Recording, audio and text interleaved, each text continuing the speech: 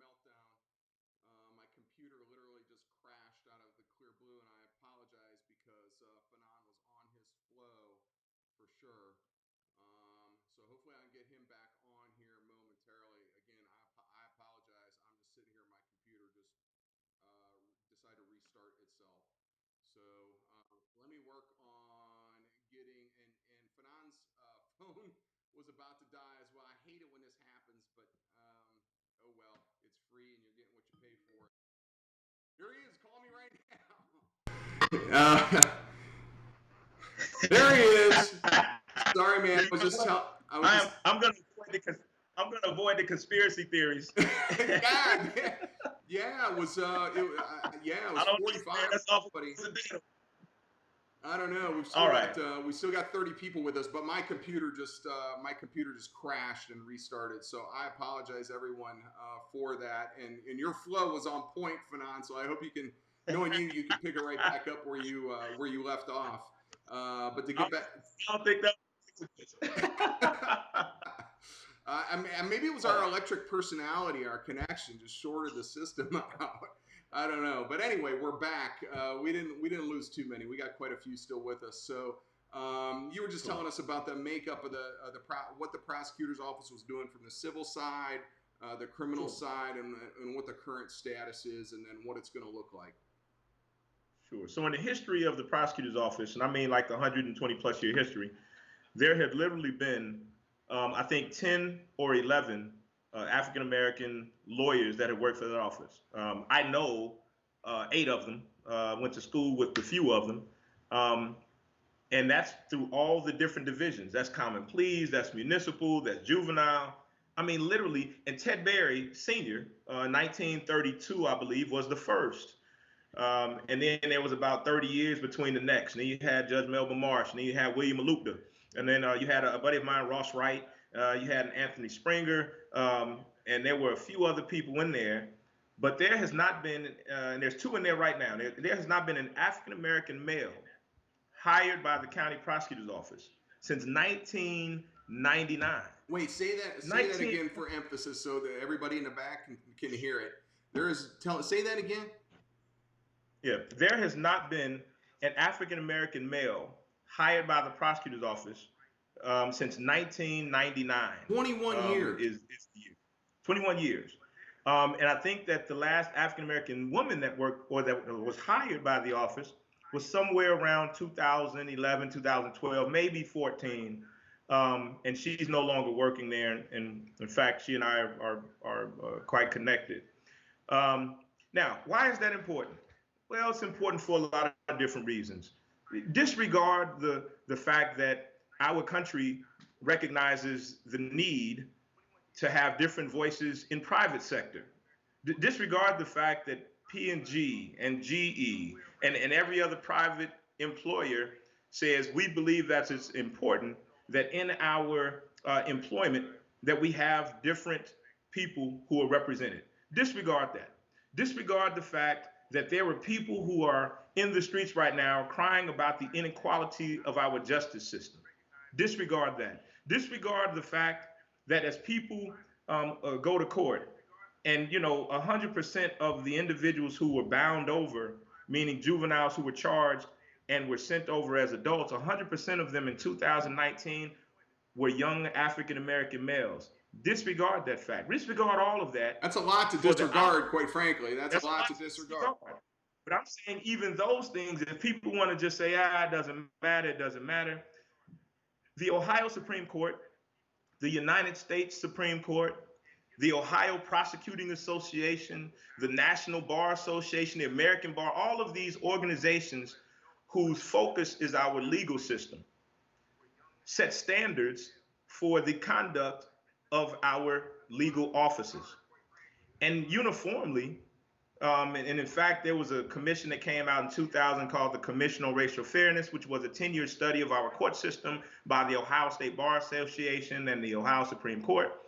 And essentially it said, if you want to have trust, if you want to help build trust between the community and the system, then you build a system that in some ways reflects the community that is affected and impacted by its policies.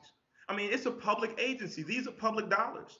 what public agency doesn't take some proactive, and I don't even want to say affirmative, I'm not talking about affirmative action, take some proactive or affirmative steps to include a broad swath of people in its employment.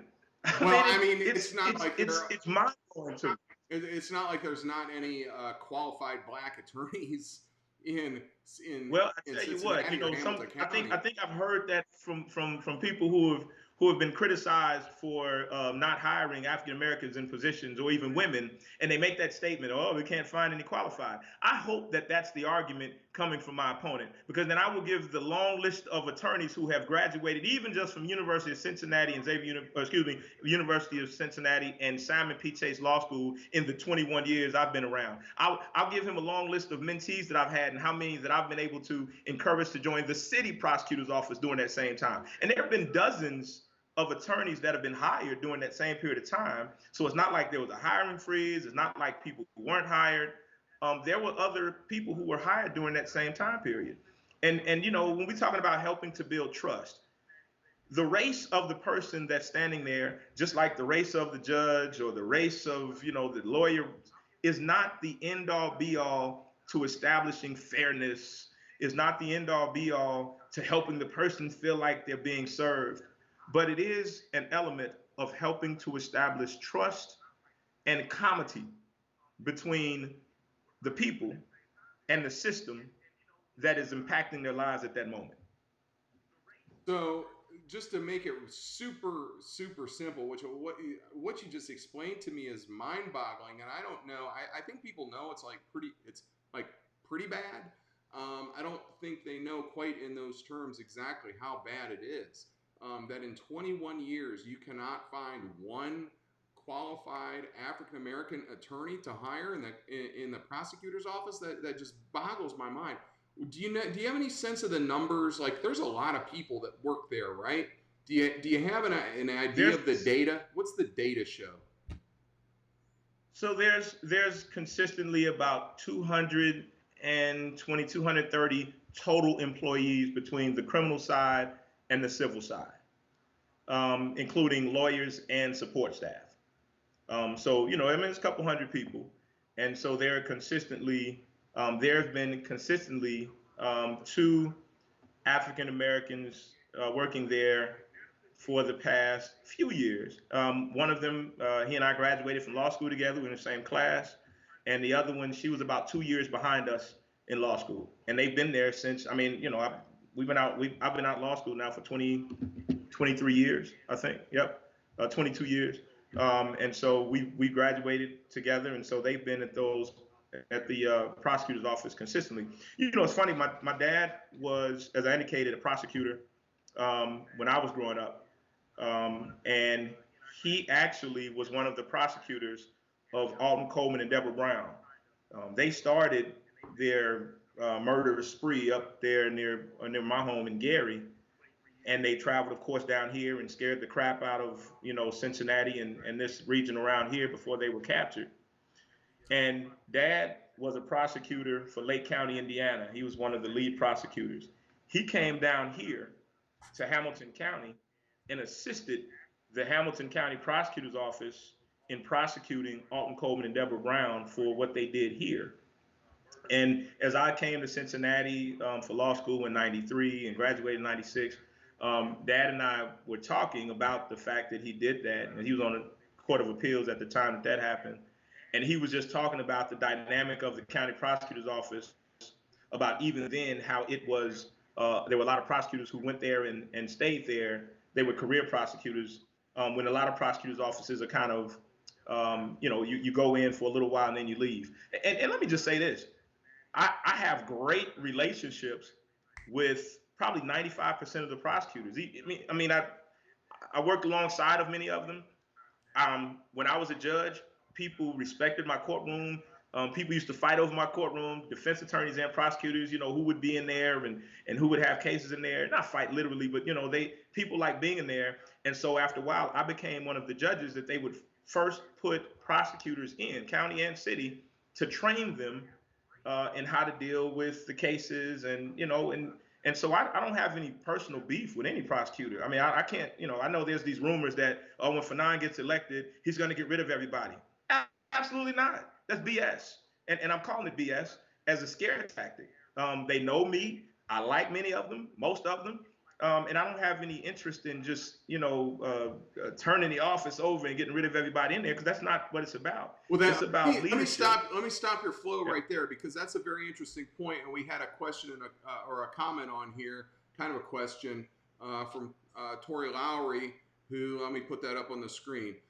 She says, "Is it not just exclusion by race, but also by political party?" I mean, my sense is that the Hamilton County Courthouse in general, and the prosecutor's office, has been used by the Republicans for kind of a training ground, and a farm team to bring folks up. And there's that. But what you're saying is you're not necessarily going in there and just trying to clear house and try to make it a political patronage,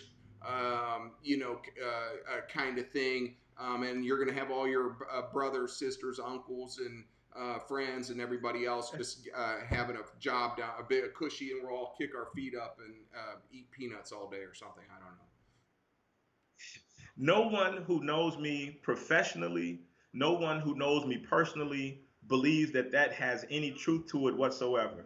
Um, I keep saying that justice is achievable and can only be achieved when our voices work together. When we are together, we can achieve justice. So, what sense would it make? How logical would it be for me to make those declarations, for me to believe that in my heart? Because I don't say things politically for expediency. I say them and do them because I believe them and because they're right.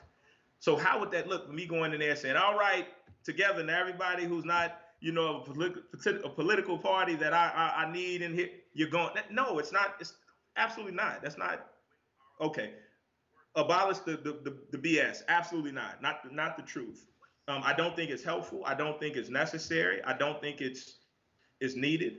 I think what's needed is someone in leadership whose focus is justice, and we're talking about a justice system, whose focus is justice and meeting the needs of the people, and following the Ohio Prosecuting Association's guidelines, and following the Ohio Supreme Court's guidelines for a prosecutor's office, and following the American Bar Association's guidelines, about following those, because leadership says this is how we're proceeding.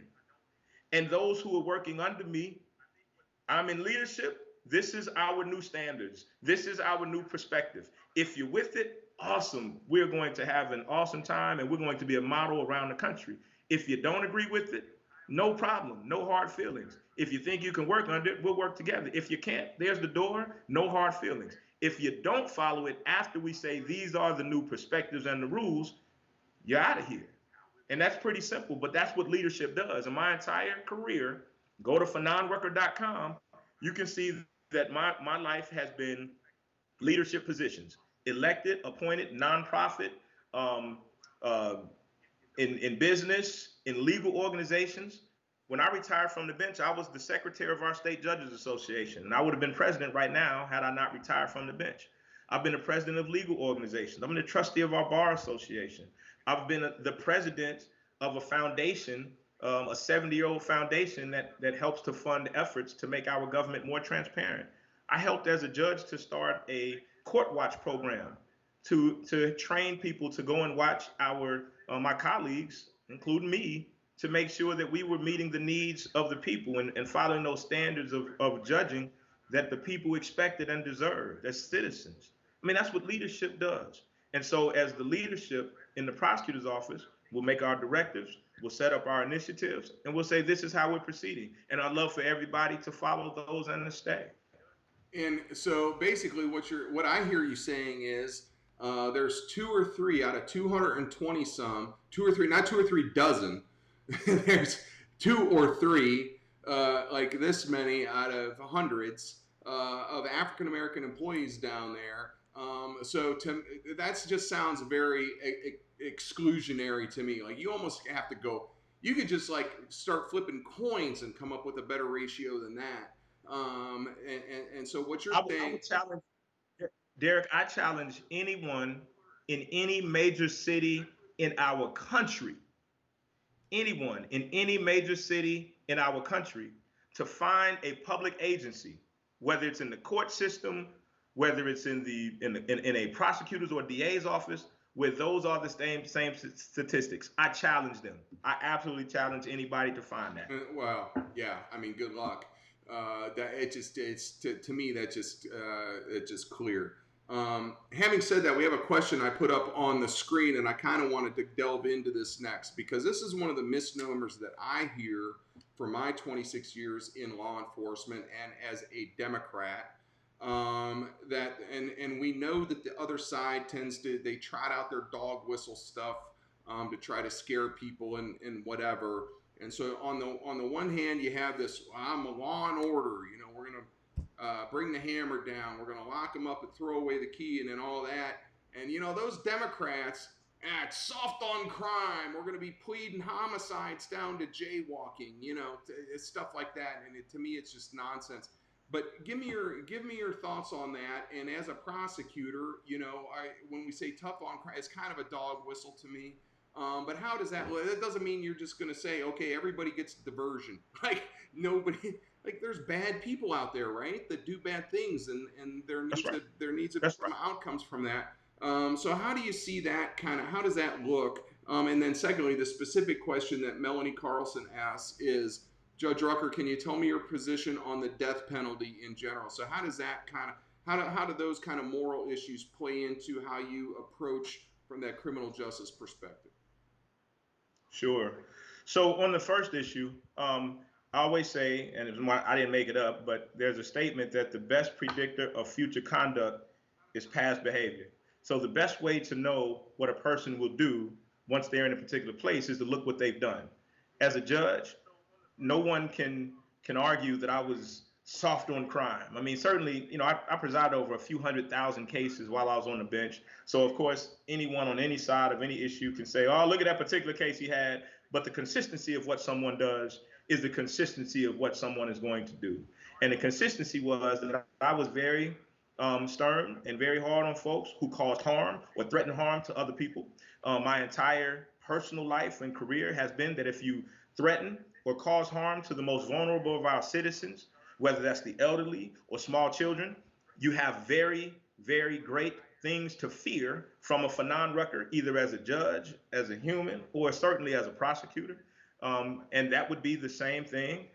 Those who are causing terror to our neighborhoods and to our citizens, I don't have any tolerance for that.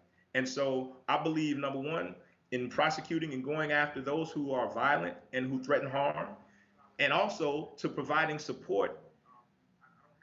And there's something called restorative justice that we can talk about, on another time. But I believe that when we undergird our citizens and our neighborhoods, we make sure that victims who either are victims or who are potential victims are empowered to be to defend themselves and to protect themselves and to eliminate those elements that are causing them harm, then we serve ourselves and our system and our community a whole lot better. And that absolutely is my position. Now, this idea that as a Democrat, I'm soft on crime, or I would be soft on crime, or dismiss all cases. No, absolutely not. And that's the best way I can answer that. Now, I will say that we have learned, and we can look at our models around our country, that we have learned that we cannot incarcerate ourselves to freedom, nor can we incarcerate ourselves to a safer society. Our it just doesn't work. It hasn't worked. And so there's different ways that we've looked at policing. There's different ways that we've looked at punishment. There's different ways that we've looked at how to charge and how to engage and how to assist those who make mistakes, to help them avoid making more mistakes, but also to help them to be steered in a different direction. We already have some of those things in place. I believe them. I believe in them, and certainly I would make sure that they continue to be available, even if not more so. Now, on the death penalty, um, you know what I see, and I know that our current prosecutor made a statement last week that it was the first time in his career that he indicted two people for death penalty cases in the same week in his life. I mean, that was the first time in his career he's done that. And certainly from a legal standpoint, I don't necessarily disagree that those prosecutions or those indictments are improper. I mean, from a legal standpoint, we have a death penalty statute here in Ohio, and legally, it's justified by the law. What we do know is that the Supreme Court justice, he's retired now, but he's the justice who actually wrote our death penalty statute. Um, 2014, he denounced the death penalty as ineffective, inefficient, expensive, and just immoral. I mean, he denounced it, and he feverishly denounces it. Our current governor, Mike DeWine, who many agree with and who many disagree with, has eliminated any execution every single time he's been up for there's someone who's been up for an execution this year, and there's some suggestion that there won't be any while he's in office, or any time in the future. Our Speaker of the House, Republican Larry Householder, who I respect, and I've crossed paths with. He's a very conservative Republican. He says that it's time to consider in Ohio abolishing our death penalty. We know that across our country, there have been instances where people who have been on death row have been later found not to be there a question of their doubt, a question of their guilt, but they have been found to be exonerated, to have not even been at the place of the incident, and either they were executed or they were saved while they were on death row. If just one case like that is out there, and if these are the circumstances, and we can talk about the amount of money it takes to prosecute a death penalty case, and the fact that somebody sits on death row for 20 and 30 years and die of old age before they actually die from the penalty of death that our country places on them, I just don't see as a prosecutor what would be the benefit for me laying a death penalty charge on someone under those circumstances. Our Supreme Court issued a study, a 56-page study with like about 40 or 50 recommendations to try to bring some equity to our death penalty. You know what? Life in prison will solve the problem of that particular individual. They'll never see the light of day again. They're prosecuted to the fullest extent of the law. But the death penalty itself, let me give you a statistic. The amount that it takes to prosecute a death penalty case can be upwards of $2 and $3 million. I mean, that's a lot of money. We have 88 counties in the state of Ohio. So what happens? Someone in Hamilton County, someone in Cuyahoga County, someone in Franklin County, someone in Mahoning County, some of our larger counties, commits an offense for which our statute justifies them being prosecuted for the death penalty. We have the money to prosecute that case. However, if someone commits one of those offenses in 60 or 70 of our other counties that are much smaller, same exact offense, same criminal history, same danger to society, but that county doesn't have the financial resources to prosecute that person for a death penalty specification, then they are not subjected to the same potential penalties as the ones who are in larger cities. And who do we know that are generally those who are prosecuted for these charges in larger cities? It's the poor. It's a lot of times minorities, which means that then there are more who are susceptible to those types of penalties. And how can you have a just system where there's unequal systems of punishment that are the highest form of punishment that people can be subjected to? That's unjust in itself. So for those reasons, this prosecutor, and I said it at my press conference, and I have not shied away from it, even though some people in my camp want me to. I've declared that, as a prosecutor, death penalties would not be something that I would pursue, but I would pursue to the fullest extent the penalty that would put them away for life and would protect the community and anybody else from their heinous and horrible actions that led them to be in front of me as a prosecutor in the first place. Well, and that was a fantastic laying out of the reasoning behind your answer. And to be honest, I had never really considered that issue of the disparate resources that various, some of these, I mentioned, I'm not trying to pick on Vinton County if anybody's watching us from Vinton County right now, but I mean, it's an example of where we have 88 counties in Ohio, right? And there are differing levels of resources. And some of those, it's like a my cousin Vinny kind of thing. Some of these places like that just don't have the resources, and that may come into play into to their thinking. And so if you do one thing there and one thing here, it's a different outcome. And so I think that's a fantastic point and a fantastic argument, even for somebody that maybe didn't initially go into the discussion with that thought in mind. It's a very compelling argument that you make. It's almost like you're a fantastic attorney or something.